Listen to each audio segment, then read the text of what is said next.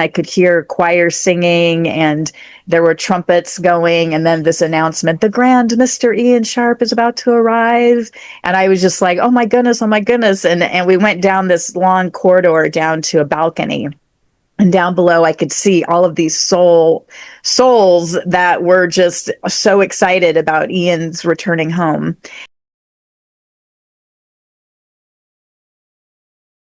Hello, everyone, and welcome to the Channel Within. I'm Mira, and today I'm delighted to be speaking with Lisa Jones, and we will be talking about her shared death experiences, the first of which prompted her spiritual awakening. Hi, Lisa, and welcome, and thank you so much for being here with me today. Oh, thank you for inviting me. I'm thrilled to talk about my story whenever I have the opportunity. Awesome. So, do you mind starting and sharing a little bit of your personal journey, both as a CPA and your spiritual path?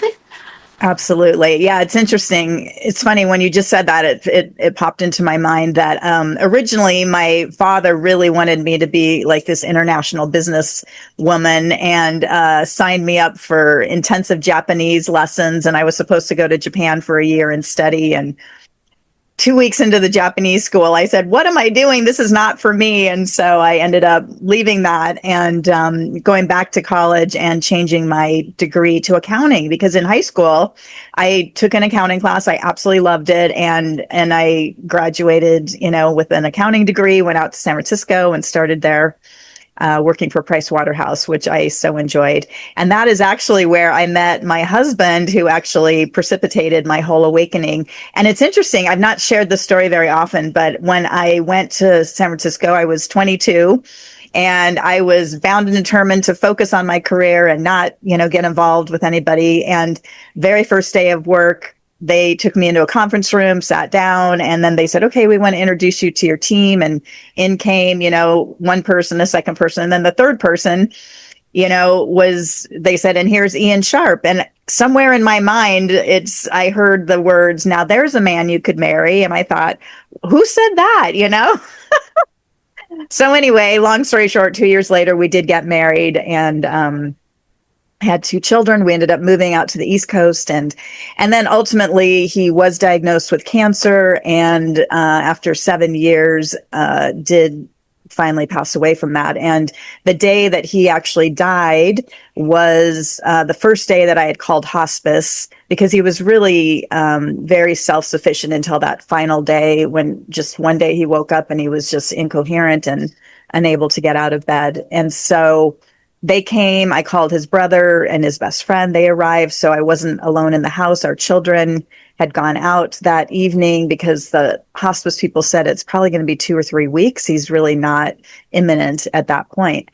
So I went to bed in my daughter's room. He was in my bedroom with his brother was sitting with him as I was going to sleep. And at that point, I was just praying to the angels and to God and asking for help, because I knew there was no way out at this point. And so, all I can say is that obviously I must have fallen asleep, but I was greeted by 2 angels that and I don't know how it happened, but my soul was suddenly outside of my body and I was just in this other realm. And it was the most amazing, beautiful place I've ever experienced. It was these beautiful rolling hills and just multiple colors that I cannot begin to describe, and just an overall sense of unconditional love and well-being. And then in the distance, I could see almost a castle-like structure. And the next thing I knew, we were in that structure and walking through the hallways, and I could hear choir singing and there were trumpets going, and then this announcement, the grand Mr. Ian Sharp is about to arrive. And I was just like, oh my goodness, oh my goodness. And we went down this long corridor down to a balcony. And down below, I could see all of these souls that were just so excited about Ian's returning home. And so there was just more and more, escalation of energy and excitement. And then all of a sudden, these doors started to open and everybody all together, oh, he's here, he's here. And they turned and looked, and right then I could almost see like his forward momentum, like his foot was walking through. I didn't actually see him, but right simultaneously at that moment there was a knock on the door. It was his brother saying, "Oh my God, Lisa, wake up, wake up. Ian just took his last breath." And with those words, it was like a trap door just opened, and I could feel my soul fall back into my body. I remember that physical experience of just almost feeling like this thud and just suddenly, in this small little body again.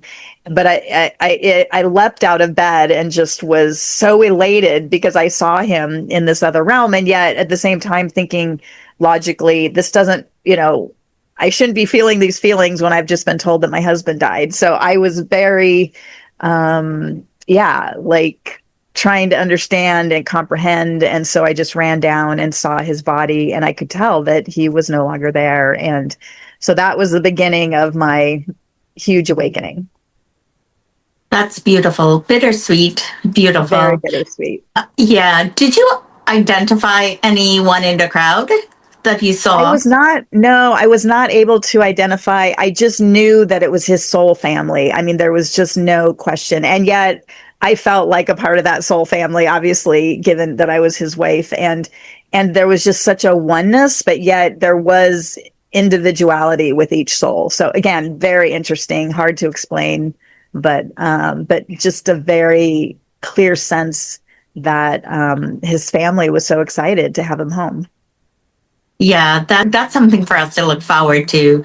Yeah. I also heard you speak about the baptism that you wanted him to. Can you talk a little bit about that? Yes, absolutely. I was raised Lutheran and I was quite religious. I mean, even as a young child in first grade, I was reading the Bible, and I actually had a really curious experience at that time too. I went to a YMCA camp, and an older boy, he was probably only, 14, but as a young child, I thought he was a grown up, right? And he was taking a rubber ball and just like pound, like bouncing it off my head, and I didn't like it at all. And so I ran into the YMCA and I ran into the ladies room, and there was nobody in there, but I was afraid he was going to come in, so I jumped into a locker and closed the door.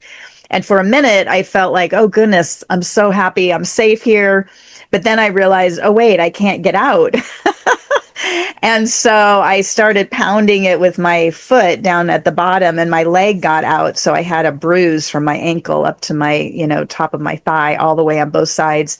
And then I finally just calmed down, because at Sunday school, they said, if you're ever in trouble, just to pray to God. And so I did. And upon me praying, all of a sudden, I just opened my eyes and there was something to touch. And I touched it, and boom, the door opened. And so that to me was such a catalyzing moment of knowing that there is a God there. And so, like I said, I was quite religious. And so my husband had never been baptized, and I was pleading with him to get baptized before his death. And he just wanted no part of that. So I had a lot of concern that he was going to be going to hell. But to my great surprise and excitement, I saw that he was being welcomed in. And so since then, for my own sake, I've learned that there is no hell. We create our own hell. Actually, to me, hell is, right here on earth.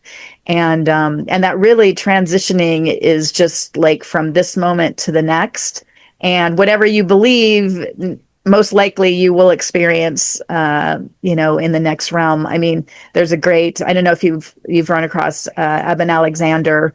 And he's got such a great story. I actually had interviewed him, and he's a good friend of mine, or I'll say acquaintance. We're not great friends, but I know him quite well, because he was also adopted like me, and we've had great discussions about that.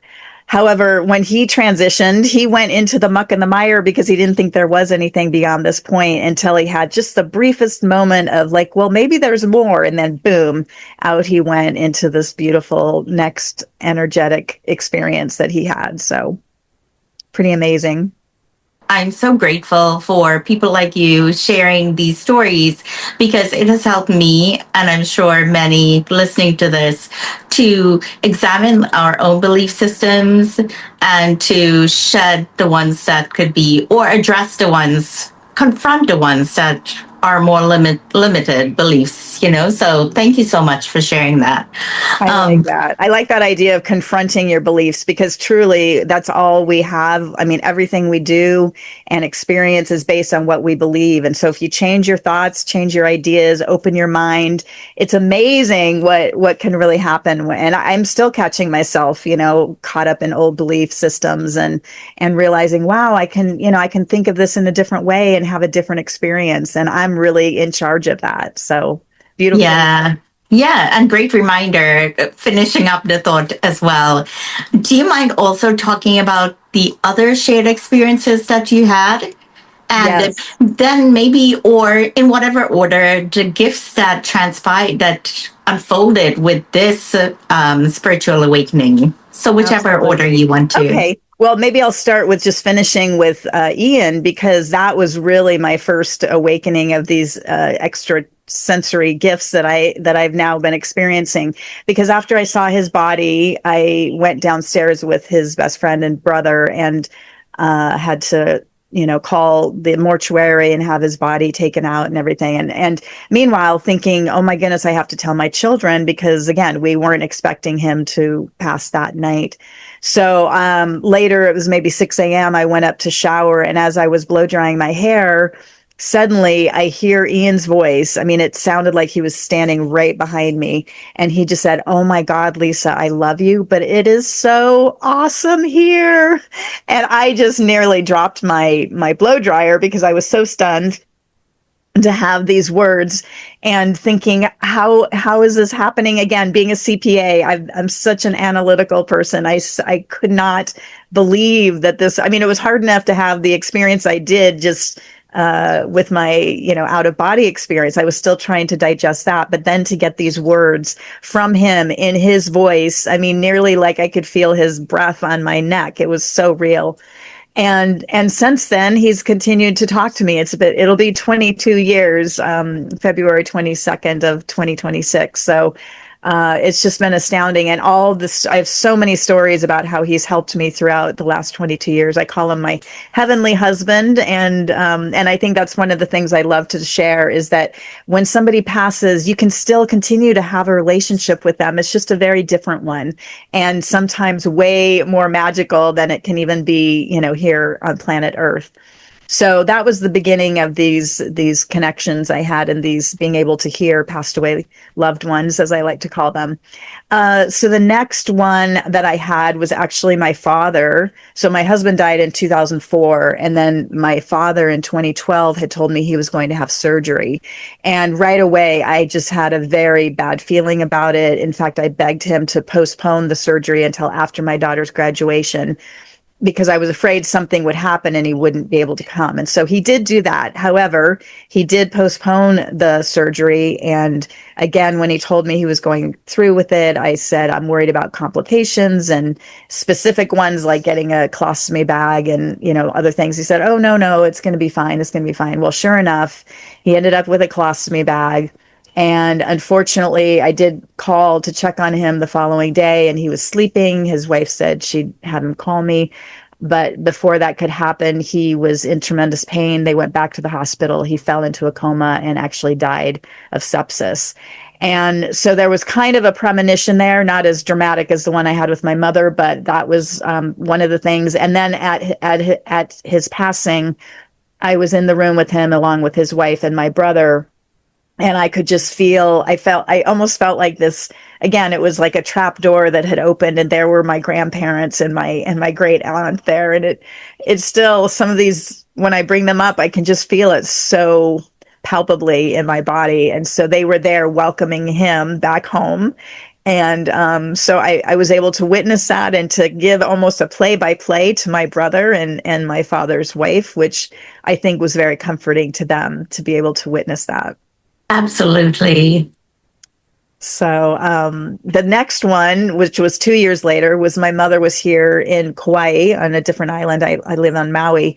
But she was here for a month and she'd invited me over and magically things just lined up and I was able to use points and fly over and visit her for a week. And then as I was leaving, I heard this premonition of something will happen to your mother and you'll be back here in a week. And I had never had, other than there's a man you could marry, I'd never had those words, spoken to me like that again. And so sure enough, a week later, exactly, I had gotten a phone call that she had had a stroke and that I flew back. And one of the things that had happened then, right after I got the phone call that this had happened, I had to pack my bags and I laid down for just a couple hours before I needed to go to the airport. And when I lay down, all of a sudden I was awake. I was not asleep, but all of a sudden I felt her energy just wash over me and I could hear her plain as day. And she just said, "You said we'd be able to talk when I go to the other side." And I was like, oh, and because I was awake, I didn't want to stop it from happening. So I just tried to not be too excited, just let it keep coming. And she was just showering me with unconditional love. And it was so beautiful. And I thought she had crossed. I called my brother on the way to the airport. Sure enough, she had come to visit him as well, had shown him the house that he would be buying and some of the renovations he'd be making there. And I mean, we both couldn't get over this amazing spiritual experience that we had. However, upon my arrival to Kauai, I went straight to the hospital. And when I walked into the ICU, she actually sat up, opened her eyes, looked at me. And then that was the last time that she was conscious. She actually was in a coma for maybe 4 more days before she passed. And so that was interesting to me because I had never worked with a person who was still physically alive, shall we say, in this physical realm, but her spirit was free and able to, meet both my brother and I. And now that I'm saying this is the first time I've thought of this, but it's like my soul, right? My soul left my body. I was still alive and well, but I went to this other realm. So that's really fun. I'm glad I just had that epiphany. So thank you. No, thank you.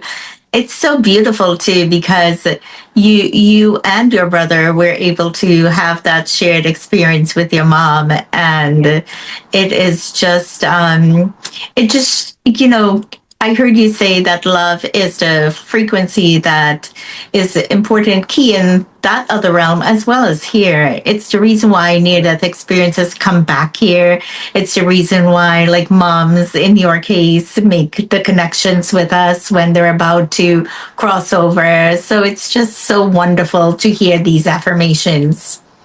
Thank you. Yes. And I love to say that love never dies. It only multiplies, because it really does when your loved ones cross to the other side, if you're open and available. And I know sometimes it's so difficult because people don't always get these amazing experiences like I've had.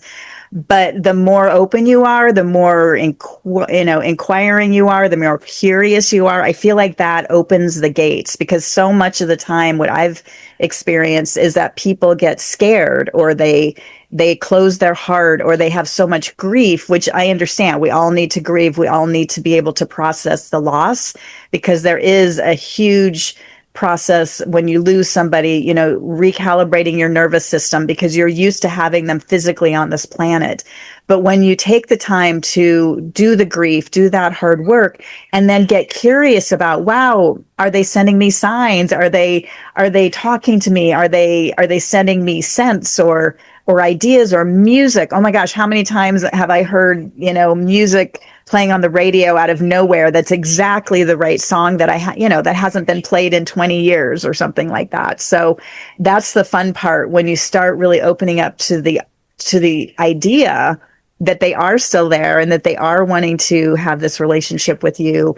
And, and that love multiplies. Like I said, it doesn't divide. So when somebody leaves, their love for you actually expands and it's much more, it's etheric, but it is there for you. That's such a beautiful concept. And I know, I mean, everybody grieves differently and everybody needs to find their own way. But for me, it's been one of the best blessings to use that gratitude and to, and to seek out that relationship with your loved one in a new way and to realize, it doesn't have to be gone, even though they're physically not here. It's like, wow, how can they surprise me? How can they And I'll share a quick story about that. And then I also want to share about Ramdass, because Oh, yes, yes. that was But my other shared yeah, death yeah. experience that happened most recently. But one of the things that my husband, it was now 4 years ago, which seems hard to believe, but after COVID, I was living in a different place here on Maui, and the landlords decided to raise the rent quite a bit because, they hadn't been able to during COVID. And I was just floored and taken aback, and they only wanted to give me a 6-month lease so they could raise it again. And I thought, this is ridiculous, just out of principle. I wasn't going to stay. So I went to the beach, and I was literally in tears. I had a little elderly dog, and it's very hard to find housing here on Maui with animals. And I just was praying, Maui, are you done with me? Is this it? Do I need to leave? What's going to happen to me? And I end up meeting a woman who I'd never met before down there. And she said, oh, well, I just heard my neighbor's person is leaving their cottage. And so let me introduce you to them. So she introduces me, and long story short, they ask a little bit about me. I say I'm a former CPA for Pricewaterhouse San Francisco. They said, oh my goodness, our investment advisor used to work there. Do you know this person? And I'm like, oh my goodness, that was my late husband's roommate for the 2 years when we were dating, and he was at my wedding. So yes, I worked with Kelly, and it's just, what are the odds that I would end up living in the cottage of, a mutual friend? And so that's the kind of things that Ian has been, I felt like he must have had me go to the beach and run into that woman and then be invited, up here. And I mean, small world. Yes, and orchestrated the whole thing. And I was thinking the same thing, small world. And as a Absolutely. CPA, I do the same thing on principle. So Right. when you were talking about that, I was like, I would do exactly the same thing. Absolutely. Yeah, I know it is funny being a CPA, just how we think about things, right? Yeah, And I think that's what makes this even more magical to me, because I'm still, even after 22 years, I am blown away every single time that something new happens. I'm in awe. I don't take it for granted. I don't, yeah, every time it just, I feel like a little child on Christmas morning or something.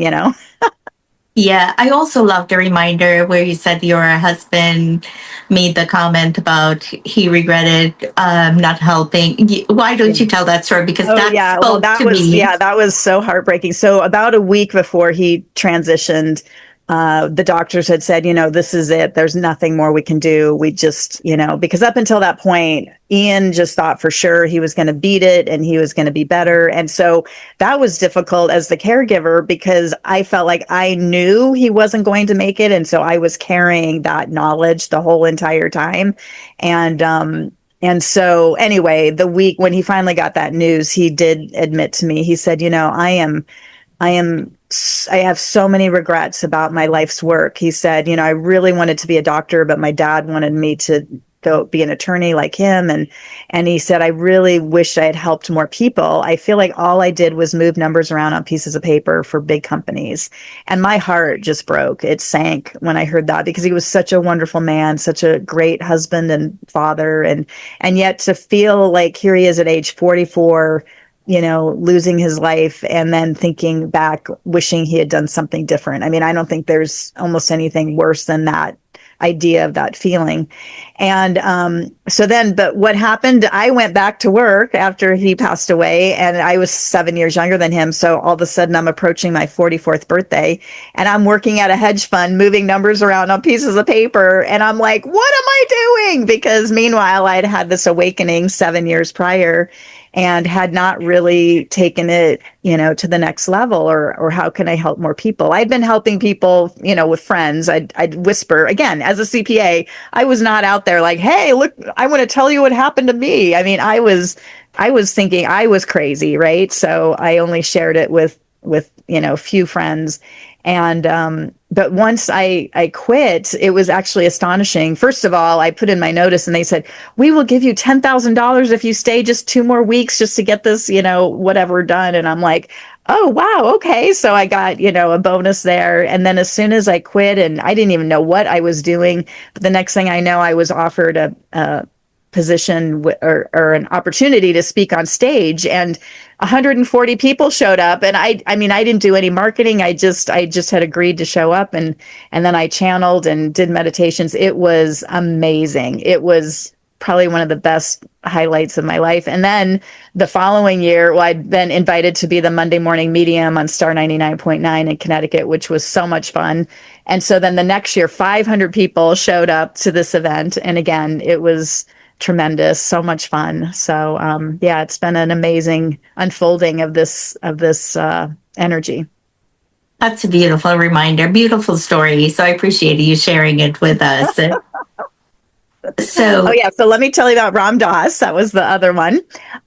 So here on Maui, again, within the first couple of weeks of arriving, I met somebody who was a part of Ramdass's community, and I had heard of his name, of course, but I didn't really know much about him. I'd never read his books or anything, and I just said, well, if there's any opportunities, I'd love to meet him and find out more about it. And he said, oh, I just happened to hear this morning that somebody had an extra ticket for this big event coming up at the Maui Arts and Cultural Center.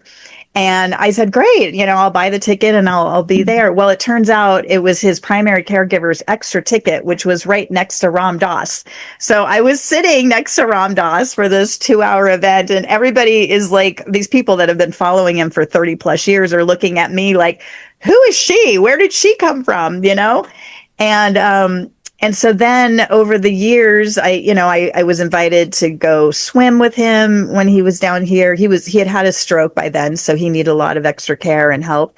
But I was going to those events, and then I started doing my hospice training, and it turns out that primary caregiver was taking the training at the same time. So he and I got to be friends, and then he started inviting me out to Ramdass's home. And at one point, we were there, and I was thinking, oh, I'm going to get to see Ramdass, but we were there tying Maharaji little threads from his blanket onto the bracelets that Ramdass was going to give out at his next retreat. And so in my mind, I was thinking, well, this isn't what I wanted to do. Like, what is going on? And then I just heard my guides just say, just be here now, enjoy the moment. I mean, this is quite an opportunity. There were maybe 7 of us in the room doing this. Well, then, of course, boom, Ramdass rolls into the room, and then he gifted each one of us, giving us darshan, like giving us specific, this blessing with our own bracelet that he had chosen for us. So that was amazing. So then, fast forward to the day that he passed away, which was December 22nd, which is so interesting. My husband was 2/22 and he was 12/22, 2019. And again, I knew he was declining, but I didn't have any really inside information. But that day I had laid down for a nap, and when I woke up, suddenly I felt somebody push me literally off my feet. I fell onto the bed, and out of my mouth I say, Ramdass, what are you doing? And I'm like, why did I just say that?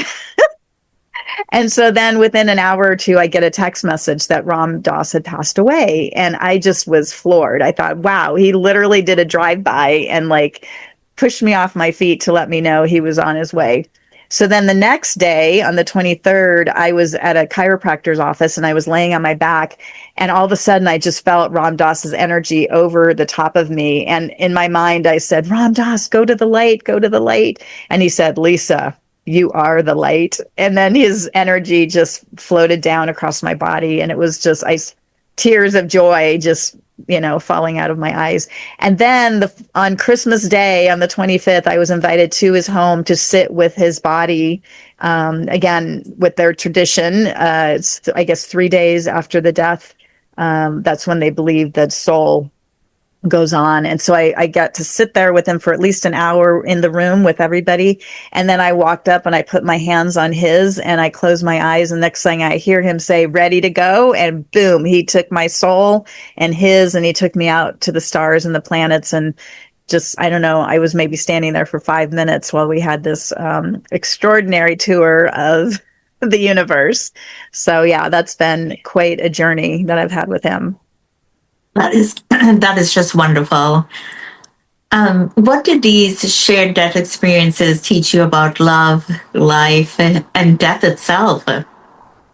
Well, for sure, I feel like there is no death. The idea that we actually die and just go into the earth and never to return again, I think it's proven for me. Again, I'm not here to convince anybody. I'm just here sharing my experience that our souls do continue, that we do go on. I know there's so much more that I don't know or don't understand, but it makes me feel with this knowledge that I can live in this world, because right now to me this world feels very heavy and dark and difficult. And so knowing that at some point I will be able to return home gives me great joy, and allows me to continue moving forward doing my work, which is to share this message with people to help hopefully lessen the grief and the sadness around death that our society has really pushed onto people. That's a really beautiful perspective. Because you have crossed over the veil, is it hard for you to be here? At times, absolutely. I literally am like, okay, universe, what else am I here to do? Show me the way, because I feel so complete and so ready. And, I'm just curious what's going to be next. Of course, I don't want to shorten my life by any means, but it does just, I have no fear of death whatsoever. I've mentioned before that I've interviewed over 100 near death experiencers, and almost all of them, I have not heard any other story that, once you're about to have impact or something awful, you pop out of your body before you feel any pain. So that's my hope, that, I don't experience too much pain at the end. And, yeah, so I'm ready for my next assignment, which is either here or there, but I'm eager to find out more. How long was it before you started talking about the first shared death experience with your husband and the whole spiritual awakening? Did you start talking immediately, or? Well, I think probably with close friends and family. I mean, a little bit. Again, it wasn't, I was trying to digest it myself. So it did take a while. And in fact, I started writing a book about my husband's death right after he died. But then I did meet my second husband, and we were together 14 years, and we had a beautiful time together. And but so once we met, it just felt like I just wanted to have fun in life. I didn't want to think about the death and the dying and processing all of that. And so I stepped back from that for a while. And that's when I went back to the hedge fund and just kind of, again, I got kind of lost in life again rather than focused on the awakening. But as time went on, and especially when my mom died, I think that was really the key, is because she died 10 years exactly after my husband.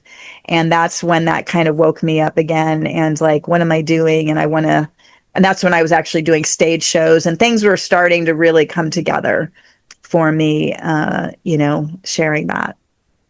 So, what are some current things that you're working on? Because I know you mentioned the mediumship. What Yeah, other things? well, interestingly, it's been really fun. I've been doing this, the strategic business oracle work, working with people with businesses, and how because I can really tap into the energy, the soul of the business, which is just something totally Wow. different. And again, especially coming from the CPA background, but somehow, I don't know, it's just been fascinating by opening this field that I do with the business leaders and the teams. It somehow unlocks ideas and energies that aren't necessarily open to them, because when you're only focused within and you don't look outside, you don't have this outside perspective, right? It's just a whole nother experience. So yeah, I've been having fun with that. I have been traveling. I went to Europe this last year for 3 months, which was just a total game changer. I went to a shaman retreat there, which has just unlocked a whole lot of things for me. For example, as an adoptee when I was a baby, and just I feel like I've been abandoned my whole life. Between that and my husband dying when I was super young, and then my parents dying when I was in my 40s, and feeling like I was an orphan. But anyway, during the shaman retreat, I was able to see that no, my soul wants to experience freedom in this lifetime. I don't want anything holding me down or holding me back. And so that just was a complete, again, thinking about the exact exact same situation, but in a new way.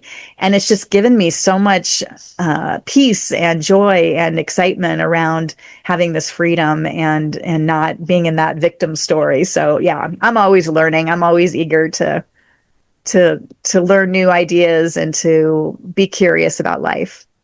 I like that. It really helps changing the perspective. It's a game changer, like you said, and just everything shifts. Absolutely.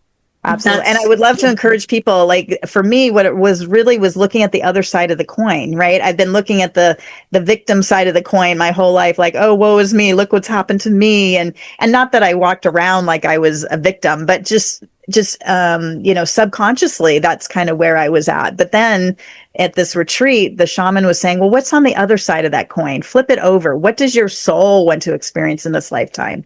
So if you have events that keep happening over and over, or, storylines that keep happening over and over, kind of zoom out and ask, what does my soul want me to learn from this? Instead of what are the actual practicalities that are happening. There's a bigger picture happening when it happens time and time again. Yeah, that's beautiful. What about the hospice? How did you get involved with that? Well, it was interesting. Again, when I got to Maui, I hadn't done a whole lot of near-death experience work before that. I had read a book that really rocked my world, and that's when I first realized that I'm like, wait, what? This isn't the only, it didn't just happen to me, that there's a bigger picture, and even the whole shared death idea came through that. So I had joined this group called the International Association of Near-Death Studies, and that just opened my world to a whole new level. And that's when I started meeting all these, like Eben Alexander and, Suzanne Giesman and all these, people that were talking at these events. And so then I was super interested in death and the transition. And so here on Maui, they offer training for hospice. And so I got very involved in that. I took some death doula training classes. So did And I. yeah, oh, that's great. I love how many connections we have. We talked We about do. that before. Yeah, we do. We do. I did mine at University of Virginia, where Oh, Dr. Bruce wonderful. Grayson. Oh, beautiful. Yeah, online though, remotely Yes, in the yes, pandemic. But yes. wow, yeah, we do have a lot of We do. connections. We do. CPAs, jet doula, it doesn't That's seem to go right. I know. together. And how many people? That seems like a very small cross section of people that are in that realm Absolutely. and Wow. interested in near death and shared death experiences. Yes, and death and dying. Yeah, That's right. absolutely, That's absolutely. great. It Well, is there's a great. reason we connected, I'm sure. Yes, I was so excited hearing you as I heard you speak, and there were so many things that kept resonating with me. So, yeah, I am so glad that we made this connection. Absolutely. Me too. So, what advice would you give to someone who has a loved one entering hospice, or someone who is entering hospice? Well, I would suggest the biggest thing that I learned, and it was actually kind of interesting. I came almost from it from the other side because when I was in my training, I was so excited and I'm like, oh my goodness, I'm going to get to share all this and, all this. And our training was kind of over a week period, but we had days on and off. And so after one of the days, I got home and I took a nap and I woke up and I was so sick. I mean, I so rarely, that's one of the interesting things that happened after the near death experience. I so rarely get sick anymore. I mean, it's like miraculous. So when I woke up, I mean, my eyes were like crusted together. I couldn't breathe. My nose was all stuffed up. And I was just like, what is going on? And I called my doc. I thought I was dying. I was like, what is happening? The doctor's like, it sounds like you have a cold. And I'm like, oh, well, this is awful. And so then that night I went to bed and the angels came to me and they just said, Lisa, we want you to understand that the people you will be sitting with, they will not be getting better. This is just a taste of what it's like to be flat on your back, miserable, not, feeling well. And we just want you to take it down a notch and know that you're there to hold space for them. You're not there to go in there and be a cheerleader for death, because that's kind of where I was coming from. And wow, the next morning I woke up and I was fine. I felt great. All my symptoms were gone. But talk about a wake up story for me, because again, I was all rah, rah, let me go. And like, it's going to be fine. You're going to go to this amazing place. And no, everybody gets to have their own experience. And so if, maybe you are going to hospice or you have a loved one, it's just about letting go, letting everything be open, allowing the person to have their experience, not to push anything on them or expect them to do it the way you would do it. Just be that person to hold that space for them. And that's what I love to do here on Maui. My favorite is to sit with people that are imminent. That basically means they're going to transition in the next 24 to 48 hours. A lot of people I sit with don't have friends or family here I'd say family here on the island. So just to be able to hold that space for them and just opening my mind, and telepathically, I'm able to connect and just ask what they've learned in life and where are they. And I just have gotten so many beautiful gems by just sitting there quietly and just opening that space, that field for them. That is such a beautiful thing to do for another human being, especially if, their loved ones are not able to physically be with them. Yeah. I'm blown away. It's a real privilege and honor. I truly, and before, even after my husband died, I don't know if I could have said that. I think it's really been being involved in the near-death community that I've really gotten excited about death. Like I said, I am almost too excited about it. So I've had to dial it down at hospice. But, and then, I will say, like, I recently lost a dear friend here on the island, totally unexpectedly. Looks like maybe heart attack or stroke or something. She was 45. And yeah, wow, it hit me hard. I was shocked. I was stunned. I cried. I mourned. It's just happened in the last couple of weeks. And so just because we are aware and that we want to spread the word doesn't make it any easier, for us. We're human. We all, need and have to go through that experience when we lose somebody. I love that reminder. It's like you can have a good understanding of death and you're still allowed to grieve and to process it. And, Absolutely. And especially in the first few days, weeks, it could be so deeply profound. So thank you, Lisa, for that, openness and sharing that beautiful story. I can go on talking to you. I do have 3 questions that I'd like to ask. What brings you joy and laughter these days? Oh my goodness, joy and laughter. I think just being in the moment of every day. I go down to the beach in the morning and do yoga and get in the water and come home, and that brings me so much joy. It brings me grounding. It brings me, I don't know. It's just, I feel like I can't breathe if I don't get that done in the day. So yeah, I'd say that's lovely. What would you tell to young Lisa who's about to embark on this great adventure? Oh boy, I would just say buckle up. And also to not worry so much. Just things are going to happen the way they're supposed to happen. And more, I'm believing in destiny over free will. Again, we could go into a whole nother podcast about that, but I feel as though I just keep ending up in the right place at the right time. And there's nothing that I can actually say or do to have gotten me there sooner or later. And as difficult as times I've had in my life, I'm still grateful for every single one of them. I love that. What final message or blessing do you have for those listening? Oh boy. I would say that for every single person that we lose, you're going to have a different experience with grief. Just as though every person is an individual, our experience with grief is unique, because I think when my husband died, I was 37. I still had 3 living grandparents at that point. And so I thought death and grief was all one thing, but it's not. It's individual. And so the way I grieved my husband was very different than the way I grieved my dad, and very totally different than the way I grieved my mother. And I think that's another thing that, we think grief is like, these steps that you go through and that it's just something. It's like, no, it's an individual relationship with each individual person. And so to give ourselves grace, to give yourself grace as you transition through losing somebody you love, and not only somebody, but maybe it's a job, or it's your house, or your children going off to college. We have grief throughout our life, and I think that's another thing that our society doesn't support so much, is how much stress and anxiety that we have day in, day out about around grief. And so just to give ourselves that grace and ease around life, and yeah, something along those lines.